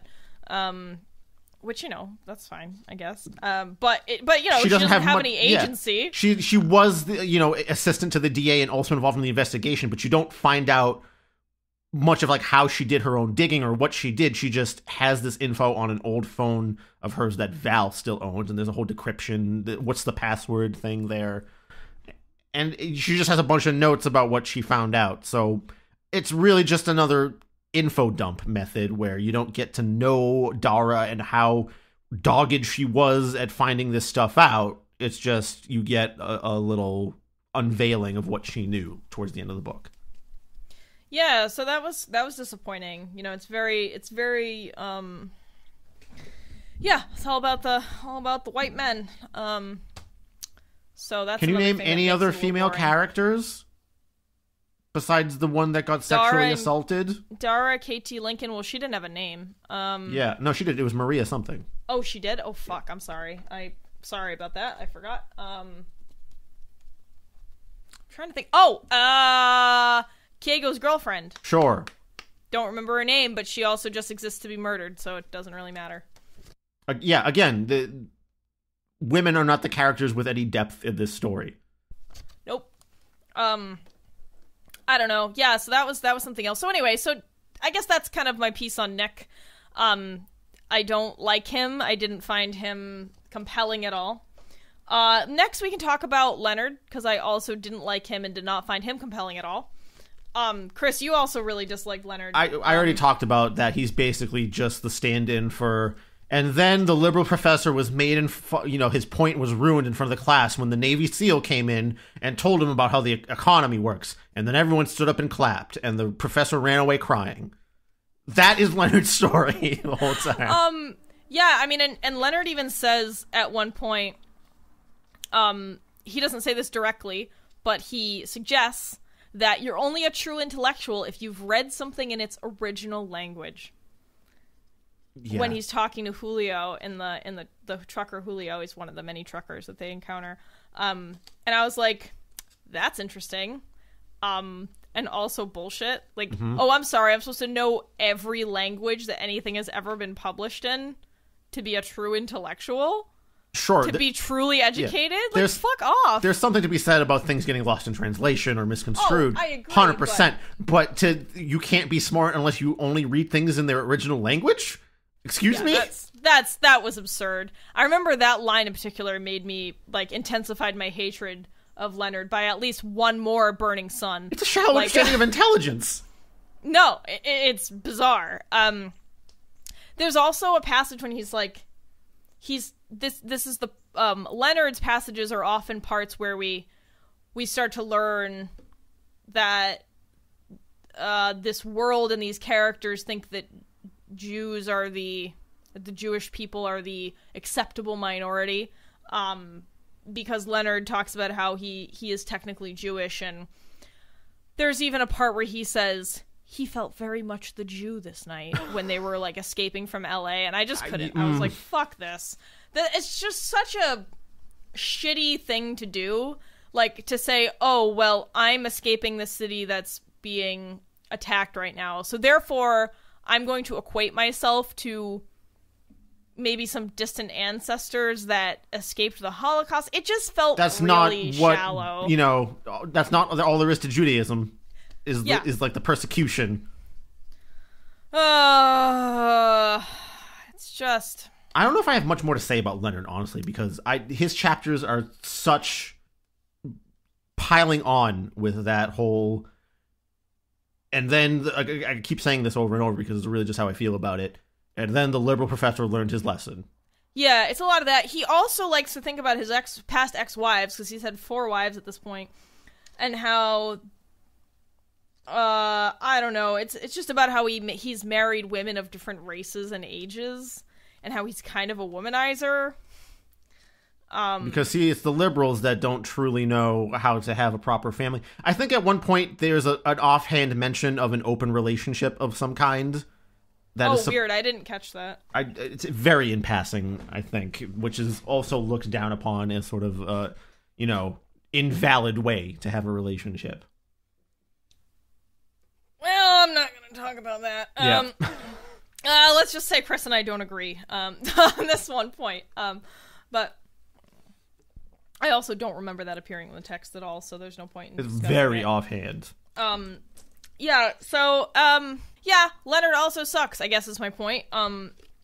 As Chris pointed out, he's just a vehicle to inject more the validity of conservative points into the text. Mm-hmm. Lastly, we can talk about Val, I think. Val is the only character that I felt was real and compelling at some points. He has a good amount of substance, and while I enjoyed the Nick chapters a little bit more for the mystery aspect, Val's characterization is much more interesting and a little detailed, I would say.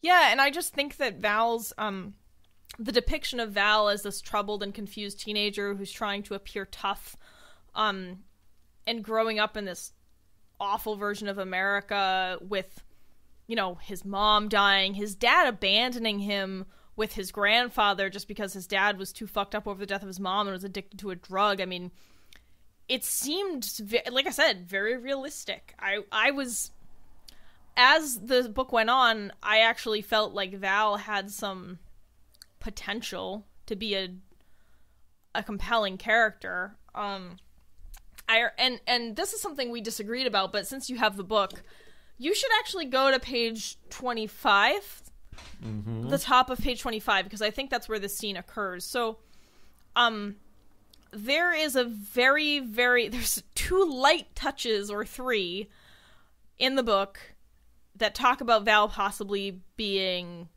gay or bisexual. I think it more edges on gay. And almost at the very beginning, right when we meet Nick, he's, like, pissing off a bridge with his friend, and he sees a motorcycle gang driving below them. And he becomes aroused and notices that his friend is too. And this is right after... And again, the motorcycle gang is full of big burly men. The text points that out. And this is right after we're told that Val doesn't participate in the rape. So to me, it's telling us that he is wrestling with his sexuality, and then later on, there's another note about it. I found that paragraph. If you want me to read this one, yeah. If you feel comfortable doing that, yes. The boys avidly watched the bikes recede, the Harleys already narrowing their formation and jostling for position. The huge hairy leader with his red tats injected with real blood, leading an I forgot about that one. I forgot about that. Oh, God. New real blood tats. Yeah. Leading and accelerating away around the curve, and as the roar of power and fuck you death defiance grew and echoed around them, Val felt himself grow physically excited in a way he hadn't when the others had been banging poor handjob Maria. So, I forgot that's what they call. Oh, God.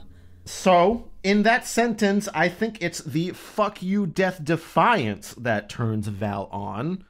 And it's the masculinity of the bikers that is a part of that too. I'm not 100% sure of whether he's necessarily attracted to them in that way, but it's not out of the realm of possibility as an interpretation, especially since there's that other instance I think that you were about to talk about.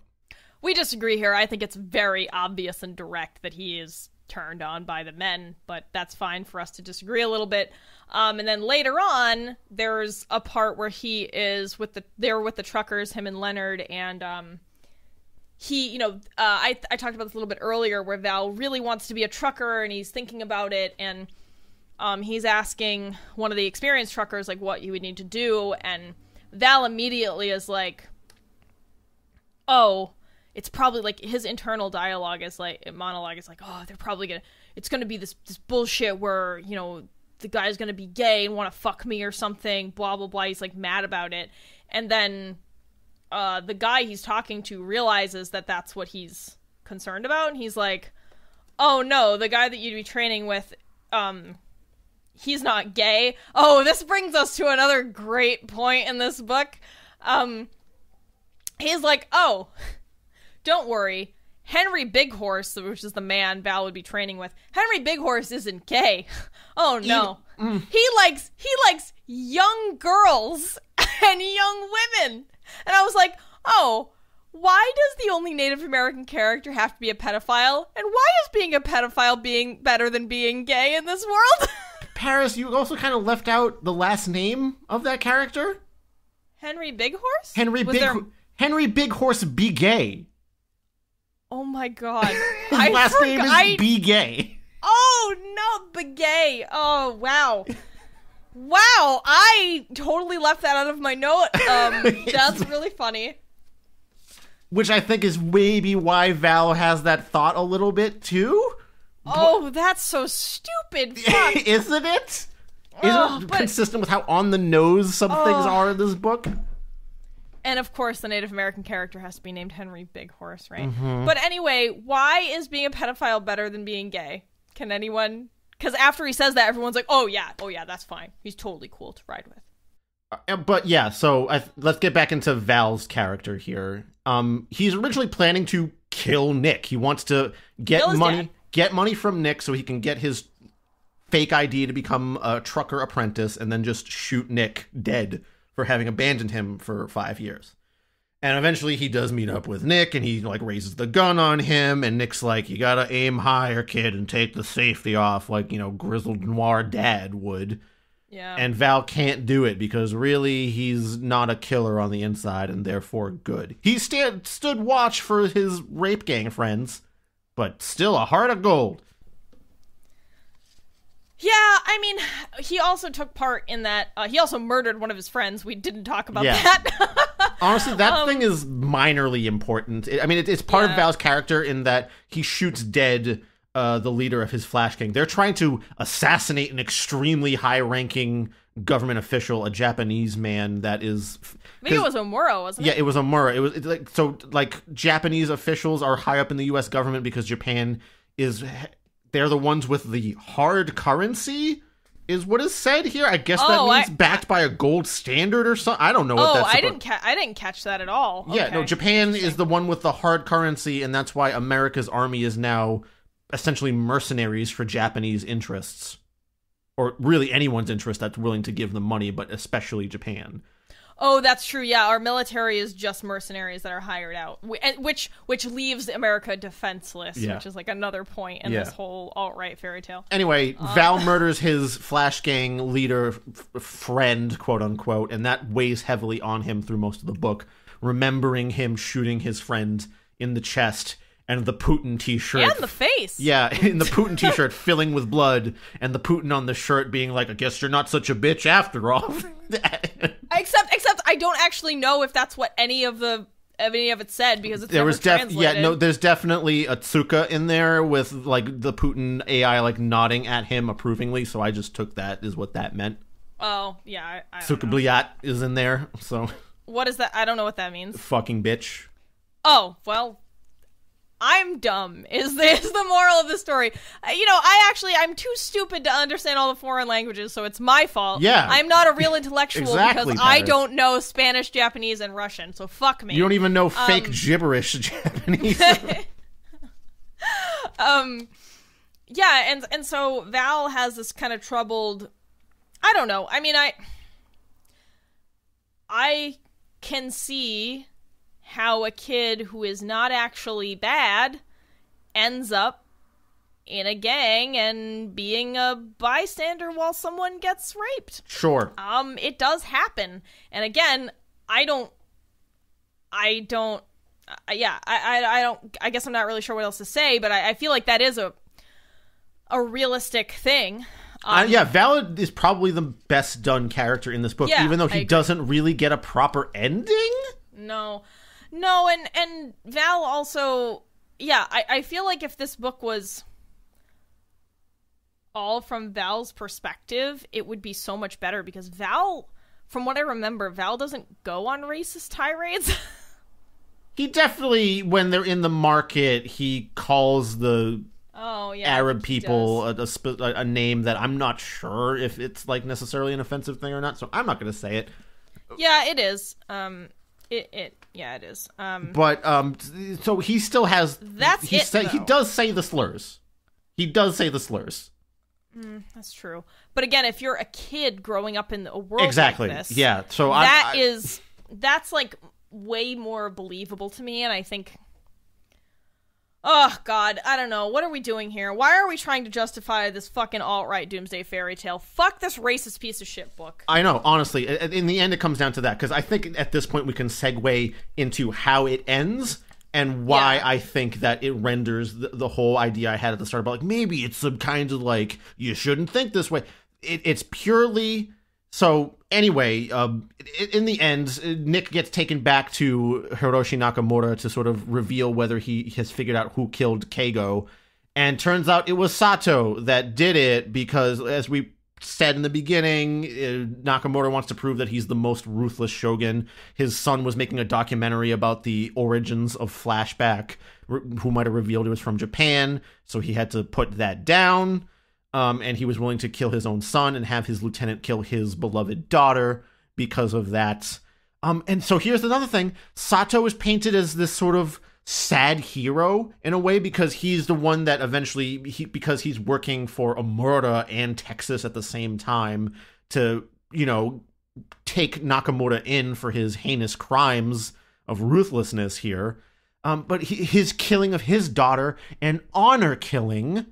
which he says, yes, my daughter knew this was her fate, and she had to accept it. This is somehow good and fine, and Sato is like this, tragic figure. But meanwhile, the Caliphate honor killings are different because reasons. Because Japan is a legitimate culture, I guess, to Dan Simmons.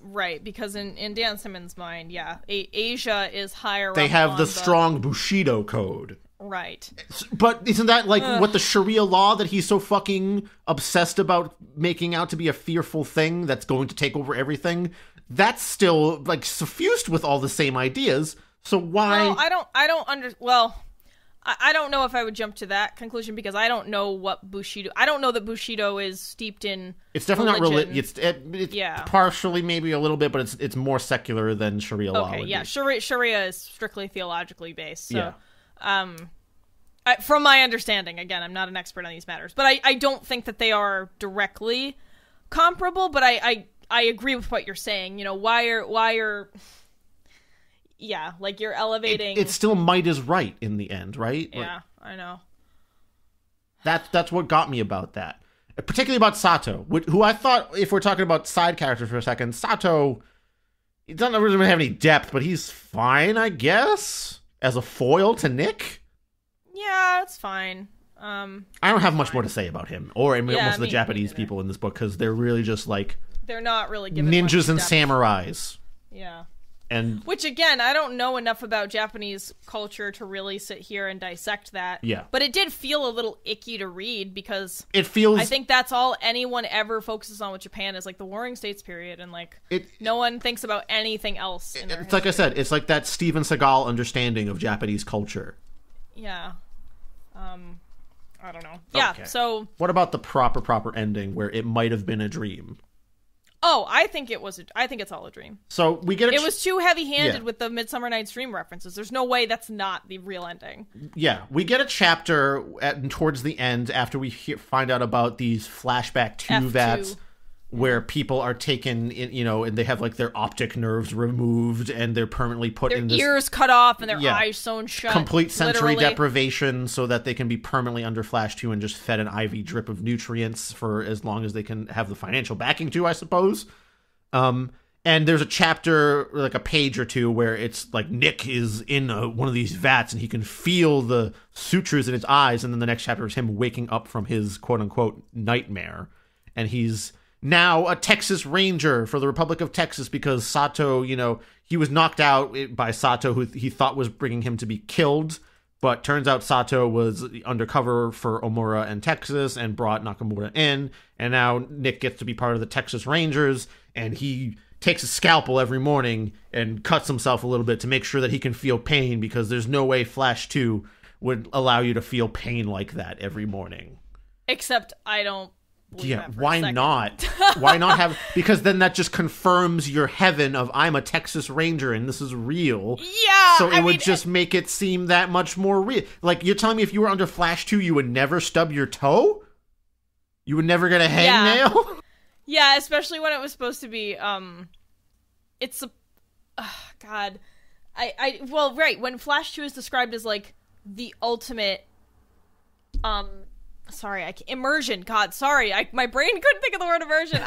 As it's described as the ultimate immersion to relive your life over again. But with a fantasy improvement, because you can change what happens. Yes, exactly. So I agree with you. I think, I don't know. You're not gonna... I feel like it would be a whole lot of red herrings to have all these Midsummer Night Dream references. Excuse me. Only to have it not really be that. But I guess that, I don't know. Obviously, it leaves it up to your interpretation, which I appreciate. Yeah, that's fine. Like I've said many times before, I like when books give you enough information to go either way and kind of let you choose your own ending. And I think that part about the ending is fine. I'm not even going to quibble with you about that. The issue that I have is the very end, after Nick does his daily scalpeling of himself. There's a couple last paragraphs where it's like, this is how Nick knows that this is real life, because real life, you have to endure pain to get better. It's not about instant gratification. It's about hard work getting you ahead. Anything else is just flashback. I forgot so about it's that. just this big parable about how suffering builds character. Pain is good for you. And sure, I can totally get down with the idea of teaching a lesson about, like, instant gratification is not what you want to look for. Being, you know, building skills even, or anything that you want to achieve in life takes hard, painful work sometimes, and you have to be able to go through periods of pain to grow and develop. But when it's used to justify not paying for health care, because then that takes away the dignity of the work you did to earn the basic health care, fuck off with that. There's some suffering is needless, and we don't have to have it that way. Yeah, I totally agree with your assessment here. Yeah, so I don't know that I have anything else to say. I agree. That's my whole bow on this whole story is, like, if that's the point you're trying to make, even if he's under... So maybe, his perfect alt-right fantasy Flash 2 world is a world where all this shitty pain happens, because that's what that line of thinking leads you to. Who cares if that's, like, an ironic point or not, because it's still a shitty point that's being made. That broader societal suffering should happen so society can progress. I just don't think it has to be that way. Sure, the point, hard work is fine, and some suffering has to happen in that work to develop, but there is some that is absolutely needless. You shouldn't have to fucking scrape for the chance to maybe be able to afford your cancer treatments. I agree. Yeah, I know we've talked a lot about healthcare, but I think that's a big one. And just, that you have to... that for some reason shelter and food that won't kill you is something that you have to fight tooth and nail for against the rest of the world is insanity to me. The hard work can be in other areas like research and figuring out how to write a good story, Dan Simmons, which I guess you can kind of do somewhat, but without this fucking racist drizzle all over everything. Yeah, like you said, this donut dipped in dog shit and blood. Yeah. All right, Paris. All right, that brings us to Can We Fix It? Can we fix it? We need a Can We Fix It song. I should have done that by now, I suppose. Maybe I'll have one for this one. All right. Well, in my book, this is going to bring up that question that we asked at the start. Can you have a completely racist world without it being a shit story or a shit book? And I think the answer is yes, of course, because Man in the High Castle is a fine example of this. Aw, you took my example. Well, I mean, it's a good example. God damn it. There's more examples, but it's both of our examples. I had that written in my notes before you got to the notes. You True. Copied me. Fair enough. Okay, this is mostly Paris's point, let's say. Do you have any other examples then, maybe? Shit, that was the only one I wrote down, but I had other ones. Anyway, you have two other ones, so use those. Use your own examples. I'm sorry. Well, I had, like, Wolfenstein, which is just a video game series that is honestly about shooting Nazis to death all the time, where you live in an extremely racist world. And then you have The Handmaid's Tale, which isn't necessarily racist all the way. It's a little bit more steeped in sexism, but a extremely bigoted world used to tell a story with a good point. I suppose for me, maybe I need a distinct condemnation of that line of bigoted thinking for it to be good. Maybe that's what I need. I don't know. Like, what is your take on this, I suppose?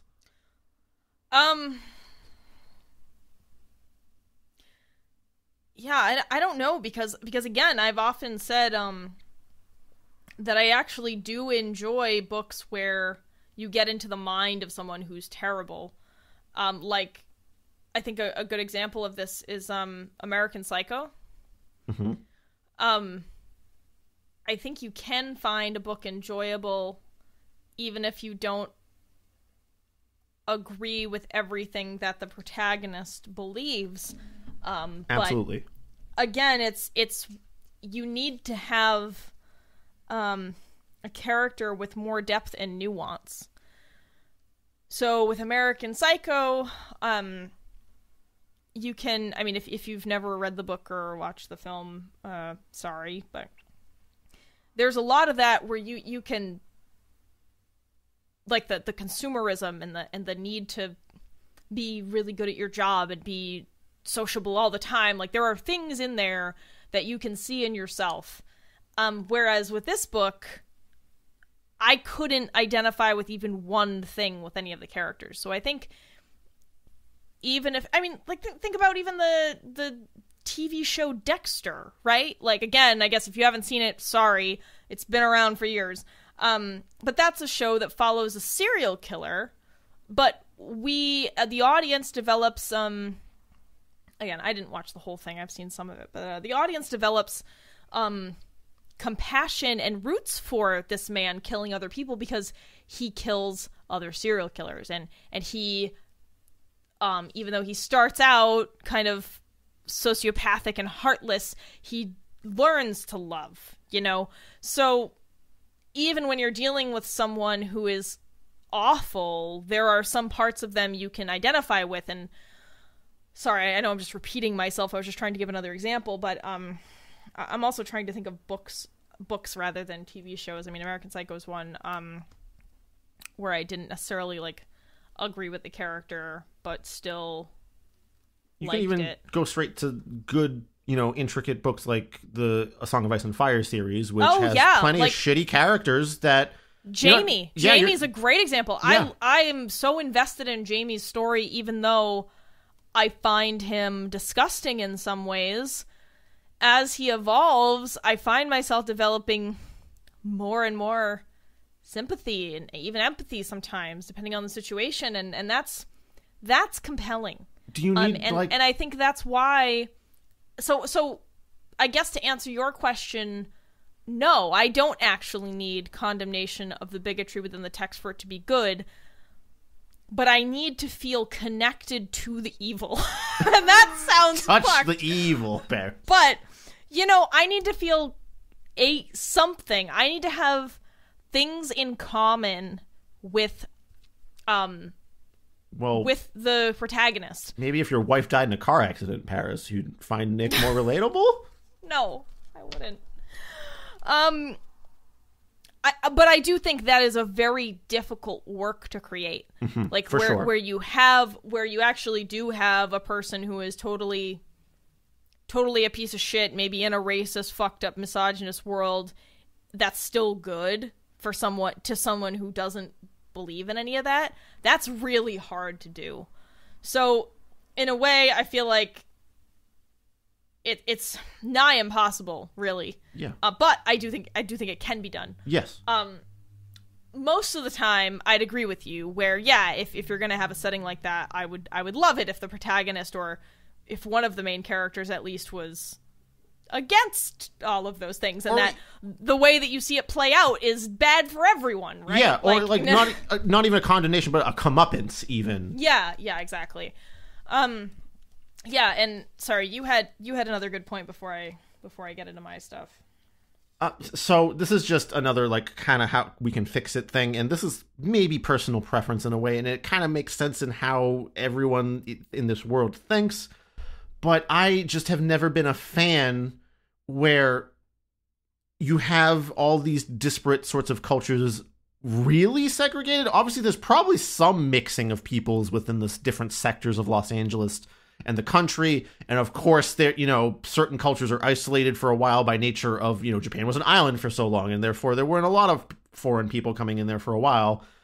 But I just much prefer fiction where you see the intermingling in one geographic location, which would happen especially in a metropolis like this. I don't think people would, even in a situation like this where it's near apocalyptic, you would still have mixed, neighborhoods. I don't think people would enforce race barriers. Well, I think that's actually very believable, because think about redlining in the U.S. and just self-segregation by white folks. Yeah, I'm not saying it's impossible. I'm just saying I prefer a sci-fi fan. This isn't even about what I think is good or right to write in a book. It's just what I prefer seeing. Yeah. If I see it set in a metropolis or an urban setting or somewhere where a bunch of people are at the same time, I just don't. I prefer it when they're not super segregated. This is this you're area. Right though.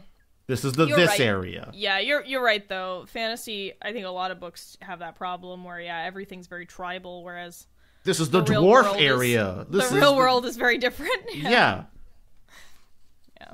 You can have the area where there's mostly dwarves because that's where they originate. Fine, I'm not saying that's a problem, but if you have these big sprawling metropolis with a huge population, it's gonna be more mixed, I think. Yeah. And that's more fun to read, honestly, because then you see the interactions between those cultures better. Yeah, that's true. For me, can we fix it? I think this is salvageable if you want a grim, kind of basic bitch sci-fi noir, but it would need to be transplanted into a whole new world. A new non-racist point of view. No needless slurs to hear. They'll disappear. Oh, God. Sorry, we gotta laugh sometimes. Yeah. This is a tough one. Yeah, so it just brings, that's basically, that's the issue sort of here, talked right? about that. Yeah, it's a good mystery, but it's got that racism all over it. Just so it's hard. It's hard for all the reasons we've already discussed. Yeah. So I don't think I need to go into that. But that was my first point. My second point is returning to my two initial questions: who does this serve, and did it need to be written? To me, this book only serves to plant and cultivate extreme right-wing ideas, many of which are demonstrably false. So I don't think this actually serves anyone. And therefore, it didn't need to be written. I'm sure there are plenty of other sci-fi noir stories out there set in a racist world that aren't promoting these ideologies, and my example was The Man in the High Castle. Sorry. No, it's okay. And I'm sure there are others that I'm not thinking of right now, but... And to be clear, I'm not advocating for, like, government censorship, like, oh, this book should be banned. Like, I'm not saying that, because that's... Legally, it should be allowed to be written, right? Yeah, legally, I think I'm not down with censorship, but, like, this book doesn't really serve to do anything but, I think, peddle misinformation, which we already have a major problem with right now. And fear. Which, again, I think we have a major problem with right now. Like, it's mostly fear of American whites not being in control. Yeah. And honestly, I sat with this, I tried to do a fair amount of thinking about this one, and I thought to myself, how would I feel if this were, like, a liberal left-wing jerk-off fantasy? Because we're both very left and liberal. Mm-hmm. I think that's obvious if you've ever listened to this show. And I don't think I would like that either, to be honest with you, because the way that this is written is just so heavy-handed, and you're told what to think throughout a lot of the book. And it's this severe it's like a doomsday fairy tale, and I wouldn't like this even if it did cater to things that I felt were better political opinions or the right way to feel about humanity in general. I just, the way that it is all in there, the world building, I wouldn't like that either. Paris, can I ask you something though? Thinking about it Sure. now? In the left-wing version of this book, would the apocalyptic aftermath look much different?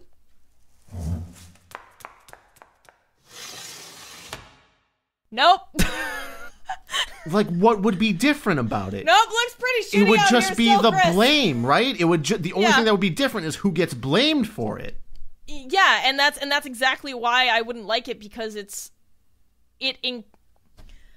the problem with things that are so that so demonize the other side is that it sows further division. And this isn't me saying we shouldn't hold people accountable or call people out for who they are and what they are. If somebody's racist, fuck them. But, like, you don't change people's minds this way, I feel like, by saying, oh, look, they're gonna, I don't know. They're going to bankrupt the country because of your social gonna welfare blow up. programs. Yeah, and it's like Thanks, sure, Obama. we can point out why things are bad, but I don't think it's very helpful, to this perspective isn't helpful for anyone. It's not. is I guess my point. Although I don't know. Although I don't think that a liberal left-wing version of this would have these extreme racist overtones, which I think is it would still have one of the more dangerous parts of the book. it would still have very segregated areas, but probably enforced by ultra Nazis or something like that. That's true, but it wouldn't be peddled as positive. Yeah, that's the difference here. Is that yeah. that line of thinking is seen as the correct, realistic way to see things. Yeah, in this book. And I think that even though I wouldn't like the left political version of this, it would probably be less harmful due to the less racist condemning that stuff. Yeah. Fuck. All right. Well, I think that's just man. something to chew on there, right? Yeah. So anyway, I don't actually think that this book existing really serves anyone. So I do not recommend you read this. Unless you really don't understand shitty racist alt-right people, and then maybe do read it, because then maybe you'll get a handle on kind of how they think. Okay, I guess. But 550 pages and intense racism and rape and a rape scene is just probably a lot to do for just that. So. Go read freerepublic.com for 5 minutes instead. You'll get the same thing. Yeah, go on conservative Twitter first for a hot second. Yeah, it'll be fine. Better, easier. You'll be in and out of there quick. All right. Well, wow. That's it, Paris. Well, Jay, I hope this was worth it. Yeah. Thanks. Thank you, Jay, for recommending today's book. Gave us a lot to think about. It was painful to read, but that's why we're here. So thank you for being a loyal patron. We really appreciate your support. In addition to Jay, I'd also like to thank our other patrons. So thank you to Jay, of course, Dari, Greg, Will, Veronica, Dee, Lynn, Sinya, Yakub, Bobby Black Cat, Jensina, Mayo Cat, Elliot, Kieran, Martin, and our newest patron, Amy. Thanks a lot for joining this crazy book circus, Amy. We appreciate you being here with us through this.